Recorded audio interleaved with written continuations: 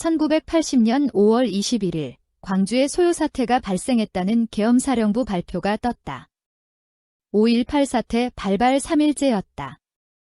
사태의 심각성을 감지한 각 언론사에서는 기동 취재반을 광주 현지에 급파했고 1980년 5월 31일 한 언론사 기자들이 열흘간 취재 현장에서 보거나 느낀 상황에 대한 당담회를 가졌다. 오늘은 이때 기자들의 발언 내용들을 확인하러 1980년 5.18 광주 사태 현장으로 가보자. 기자의 발언이다. 광주 사태가 가라앉게 된 것은 다행한 일입니다. 계엄 확대 조처가 내려졌다는 시간상의 요인이 있었습니다. 서울의 대규모 학생 시위가 15일을 고비로 수그러진 데 반해 광주는 17일 계엄령 확대 조처가 취해지기 전날인 16일 밤까지도 계속 열기를 더해가고 있었습니다. 16일에는 2만 5천여 명의 학생 시위가 있었는가 하면 밤에는 횃불 시위까지 있었어요. 5.17 조처가 발표된 18일 오전 10시쯤 100여 명의 전남대 학생들이 학교에 들어가려다 이미 학교에 진주해 있던 군인들과 실랑이를 벌이게 됐어요. 당시의 학생 숫자에는 100명부터 800명까지 주장들이 구구해요. 어쨌든 교내에 들어가는 게 불가능해진 학생들은 흩어지는가 했는데 얼마 후에는 광주역에 나타났어요. 그 학생들이 시외버스 공용 터미널을 거쳐 도청 앞까지 진출하려다 출동한 경찰과 투석전이 벌어지기 시작했습니다. 퇴로가 막히자 학생들은 흩어지면서 충장, 등산, 지삼 파출소 등에 돌을 던져 유리창을 깨버렸고 경찰은 피할 수밖에 없는 상황이 된 거예요. 쌍방의 피해가 커지기 시작한 겁니다. 같은 시각인 오후 3시 황금동 학생회관 앞에서도 학생들은 최초로 경찰의 가스차를 불태우기도 했어요. 이때 이미 경찰은 학생들이 과격해져 자체 병력만으로는 역부족이라고 판단한 듯 군의 병력 지원을 요청했다고 해요. 경찰의 진압 능력의 한계를 드러낸 것이라고 봐야겠어요. 여기서 기자들의 발언을 해석해보면 당시는 학생 데모가 유행이다시피 한때였다. 광주뿐만 아니라 전국적으로 대학생들의 데모가 일상사였다. 물론 가장 심한 곳이 서울이었다. 그러나 대통령이 시해된 엄중한 상황에서 계엄령이 내려지자 서울에서는 학생들이 자진해산했다. 당시 서울에서 학생 데모 주동자의 한 사람이었던 광주 출신의 윤모 씨의 증언에 의하면 5월 13일 밤에 열린 학생회장단의 고려대 회의에서 5월 14일부터 무기한 전국적 가두투쟁을 하기로 결의했습니다. 14일 영등포 로터리에 모인 3만 5천 명의 시위대의 선두에서 원효대교를 거쳐 시청 앞으로 진출하여 새벽까지 경찰과 대치하였습니다. 하지만 기대했던 시민들의 동참은 이끌어내지 못했고 신군부의 움직임도 없었습니다.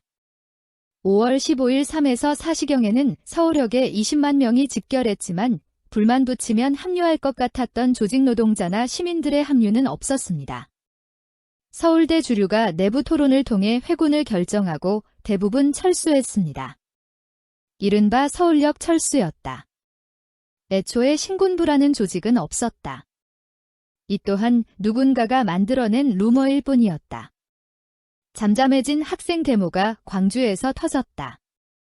이른바 5.18 광주 사태였다. 지금은 민주화 운동이었다고 하지만 당시는 모든 언론들이 폭동이라고 썼다. 발발의 배경은 여러 주장이 있지만 5.17 계엄 선포와 함께 김대중이 내란 선동 혐의로 체포된 것에 광주 학생들이 자극받은 것으로 보는 게 정설이다. 후일 김대중 전 대통령이 역사와 함께 시대와 함께라는 자서전에서 이렇게 밝혔다. 계엄사령부는 김대중을 체포했다고 정식으로 발표했다. 그것을 듣고 광주 시민들이 다음 날인 5월 18일에 대대적인 저항을 한 것이다. 광주 시민들이 김대중 즉시 석방, 비상계엄령 해제, 전두환 퇴진을 외치며 투쟁했다는 것을 나는 나중에야 알았다. 이는 김대중 자신은 이러한 사실을 몰랐다는 것으로 자기가 내란 폭동의 배후자로 지목된 데에 대한 변명으로 여겨진다. 어쨌든 5.18 사태는 김대중의 체포가 발발 원인이라는 검찰 수사 결과를 김대중 대통령이 자서전에서 확인해준 셈이다. 이를 확인할 수 있는 또 한 가지 증거는 실제 광주 대모대가 전두환을 찢어 죽이자라는 현수막을 들고 나온 것을 볼 수가 있다.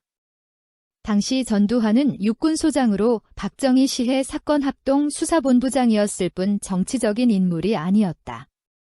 그럼에도 전두환 이름이 나온 것은 김대중을 구속한 수사본부장이었기 때문이다. 이 외에는 5.18 사태와 전두환의 관련은 주장들만 난무하지 아무런 증거를 찾지 못했다. 기자들의 말을 다시 들어보자. 19일 오후 2시쯤까지 산발적으로 쫓기기만 하던 시위대가 2시 20분쯤부터는 공격적인 자세를 취하기 시작했어요. 그런데다가 이때부터 시위 군중의 지역 감정과 관련된 악성 루머가 퍼지기 시작했고, 이 루머는 삽시간에 광주 시민을 자극하게 된 겁니다. 이번 광주 사태를 겪은 한 경찰 간부는 광주의 데모는 서울의 그것과 질적으로 다르다. 서울의 경우는 경찰과 학생이 밀고 밀리는 여유랄까 그런 멋이 있는데 광주 시민들은 도대체 뒤로 밀릴 줄을 모른다라고까지 말하더군요. 그 경찰 간부는 얼마 전 서울에서 정근해 온 분이에요. 한편 이곳에서는 경찰과 시위 학생 간의 묘한 관계가 있습니다. 서울만 해도 700여만이 사는 곳이어서 경찰과 데모대가 서로 얼굴을 모르는 상태, 즉 익명성이 보장되는 곳이어서 강경하게 저지를 할 수 있는데 광주는 형과 동생, 혹은 이웃 등으로 서로 연관이나 안면이 있어 경찰도 심하게는 진압하지 못한 데에 군이 개입하기에 이르는 요인이 있지 않았느냐는 말도 있어요. 정말 경찰은 진압 과정에서 부상을 당했는데도 심하게는 대응하지 않았어요. 이런 이유 때문에 경찰이 데모를 진압하지 못하고 군에 지원 요청을 할 수밖에 없었다면 그건 정말 아이러니예요. 또 한편으로는 군이 철수한 후 총을 든 시위대원들을 곁에 두고도 시청이나 구청 등 일부 관공서의 공무원들이 업무를 보고 있었다는 점은 이번 사태 속에서도 관심을 가져봐야 할 부분입니다. 이 부분에 대해서도 한번 살펴보자. 지역사회라는 특성이다. 데모대와 경찰이 서로 혈연이나 지연으로 엮여 있어 경찰력으로는 진압이 안 되는 것이다. 당시 광주 주둔군인 31사단 병력이 진압군으로 투입되었으나 비슷한 양상을 보이며 진압에 실패하자 결국 공수부대가 투입된 것이다. 일반 군부대는 미군 지휘권 아래 있어 병력을 뺄 수 없으니 계엄사에서 지휘 가능한 공수부대나 해병대가 투입되는 것이다.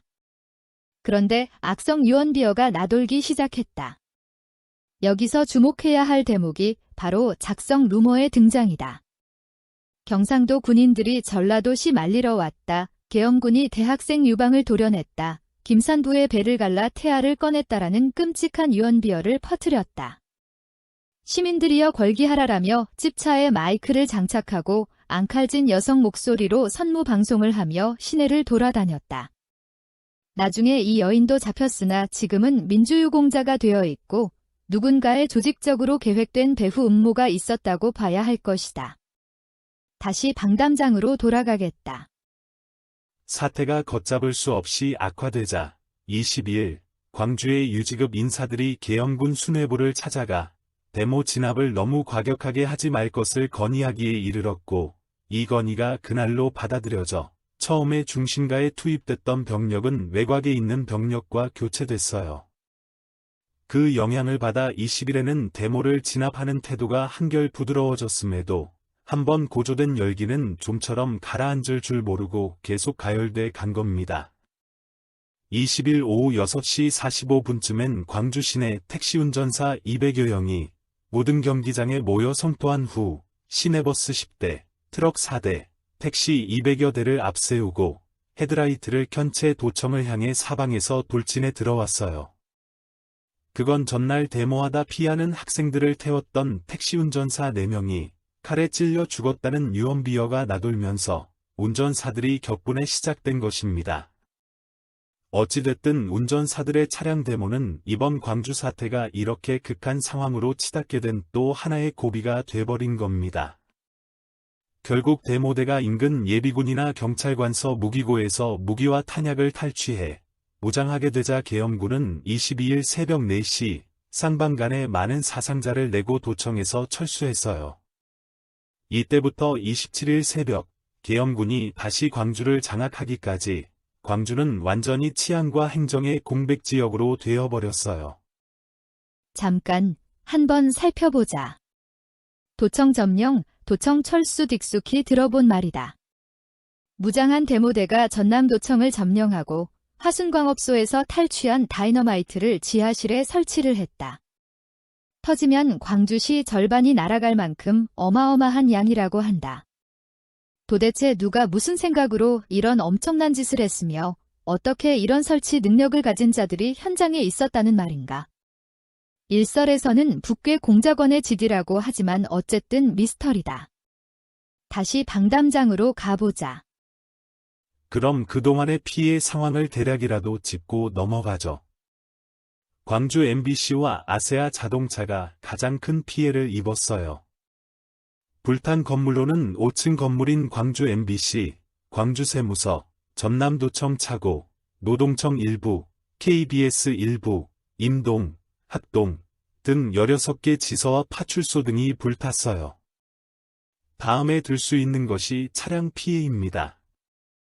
탈취됐던 차량이 아세아 자동차가 장갑차로 합해서 360여 대, 광주 고속이 고속버스 포함해서 50여 대, 소방차 13대, 그리고 택시, 시내버스 등을 모두 합하면 600여 대나 된다고 해요. 이 중 상당수가 현재로서는 회수됐으나 경찰은 불에 타거나 전파된 차량이 시외버스 30여 대, 택시 48대 정도로 집계하더군요. 나머지는 수리에 다시 쓸 수 있다는 말이겠지요. 그러나 뭐니 해도 이번 사태의 가장 큰 피해는 인명피해입니다. 어찌됐든 사람의 목숨이란 무엇과도 바꿀 수 없고 회복될 수도 없는 것이어서 정말 가슴 아픈 일입니다. 인명피해에 대해서 한번 짚어보자. 여기서도 악성 루머가 나돌았다. 경상도 군인들이 광주 시민 2,000명을 죽였다는 유언비어다. 지금까지 검찰과 군과 국회 진상조사 등 여러 차례 조사를 하고 희생자 신고를 받아 최종 집계한 민간인 사망자 수는 162명이다. 그런데 2,000명 사망설의 이 유언비어는 지금까지도 유효하여 시체 발굴 작업이 이어지고 있다. 이를 어떻게 볼 것인가? 다시 방담장으로 돌아가자. 이번 사태가 준 또 하나의 교훈이라면 현대사회에서 교통이나 통신의 두절이 시민 생활에 얼마나 막대한 영향을 초래하느냐는 점을 들 수 있을 겁니다. 21일 새벽 2시 외부와의 통신이 먼저 두절되고 오전엔 교통마저 차단됐어요. 광주는 육지 속의 섬처럼 완전히 고립된 셈이었어요. 그 상태가 어쩔 수 없이 28일 오후까지 계속됐지요. 꼭 7일간입니다. 방송국이 불에 탄 채 방송은 끊겨버렸고 신문은 발행되지도 들어오지도 못했으며 생필품 공급이 완전히 차단된 채 일주일을 보낸 겁니다. 사실 이런 상황은 광주 밖의 세상에서 말로만 들어서는 실상을 이해할 수가 없어요. 당장 신문이나 방송을 보고 들을 수 없으니 광주 시내엔 각종 유언비어가 활개를 치게 되었고 시민들은 불안해지지 않을 수 없었던 겁니다. 잠깐. 전국에 계엄령이 내려지고 국가 원수가 시해됐다는 충격적인 사건도 현실로 받아들이고 대부분 평온한 일상으로 돌아갔는데 유독 광주만이 왜 이런 끔찍한 상황이 되었을까? 이를 과연 전두환에게 모든 책임을 지우고 말 일일까? 방송국에는 왜 불을 질렀을까? 교도소는 왜 또 습격하고? 불순자들이 끼어든 것이다. 무슨 사고나 사건이 터지면 감정적으로 휩쓸릴 게 아니라 우선 질서를 지키며 이성적인 판단을 해야 하는 이유다. 그런 상황 속에서도 광주 시민들이 이번에 보여준 질서는 정말 감동적인 것이었어요. 우선 행정의 공백 상태 속에서도 전기나 수도, 시내 전화가 끊어지지 않았고 아무나 총을 들고 다니는 상황 하에서도 은행이나 금은방 한 곳 털리지 않았다는 건 시민들 스스로 자랑으로 여겨도 조금도 무리가 없다고 봐요. 또 군과 총격전을 벌이는 와중에서도 간첩 용의자를 잡아 군부대에 넘겨주었다는 건 광주 시민과 나아가서는 온 국민의 반공의식을 단적으로 표현해 준 게 아닐까요? 수습 과정에 있어서도 결국은 군에 의해 진압되긴 했지만 어떻게 해서든 수습돼야 한다는 것이 대부분 시민의 대명제였던 것입니다. 27일, 군이 진주하기 직전에 득세하기 시작한 과격한 주장만 아니었더라면 시민들 스스로 수습할 수 있는 조짐이 보였는데 정말 안타까운 일입니다. 또 한 가지 서운한 것은 전엔 사회봉사를 떠들어대며 행사 때마다 나타나던 각종 사회단체가 이번에는 하나도 수습 과정에 나타나지 않은 점입니다.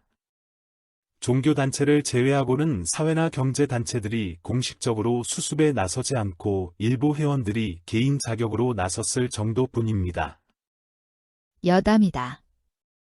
당시 홍남순 변호사라는 지역 유지가 있었다. 한쪽에서 유언비어를 생산하여 퍼뜨리고 다니며 계엄군과 맞서는 세력이 있는가 하면 홍 변호사 같은 분은 이리저리 쫓아다니며 말리고 있었다. 이분은 나중에 민주유공자 추천을 하였으나 본인이 극구 거절하였다. 사망한 후에 유가족들에게 전달되었다고 한다. 이런 분이야말로 지역 유지로 존경받을 만하고 참 어른이라 할 수 있을 것이다. 사회단체들의 외면도 생각해볼 일이다. 다시 방담장으로 돌아가서 그럼 시민들 이외에 치안을 담당했던 경찰 이야기를 조금 해보지요. 도청이 함락될 때 가장 위험을 느낀 것은 경찰서였어요. 일선 경찰서는 이미 전날에 무장을 해제한 상태였습니다. 그것은 대모대가 도청을 점령하기가 어렵다고 판단될 경우 옆에 있는 경찰서 등으로 몰려오리라는 예상 때문에 충돌을 피하려는 조치였습니다. 군이 철수한 뒤 오후 4시 30분쯤 시위대가 몰려오자 도경 국장은 간부들에게 각자 알아서 피신하라는 말만 남겨놓고 함께 뒷담을 넘어 도피해버렸고 나머지는 사복으로 갈아입고 일반 시위대 틈으로 숨어들었지요. 결국 경찰이 복장과 장비를 모두 그냥 내버리고 갔기 때문에 무장한 시위대가 경찰 방석모와 방석조끼 등을 입고 활보하는 웃지 못할 상황을 만들어준 셈이 돼버렸어요. 여기서 짚고 넘어가야 할 부분은 시위대 대부분은 선량한 시민들이라는 것이다. 특히 미성년을 갓벗어난 젊은이들은 영문도 모르고 형들을 따라다닌 사례가 많았다. 경찰복을 입고 경찰 헬멧을 쓰고 총까지 들고 다니니 마치 영웅이나 된 듯이 우쭐할 수도 있을 것이다.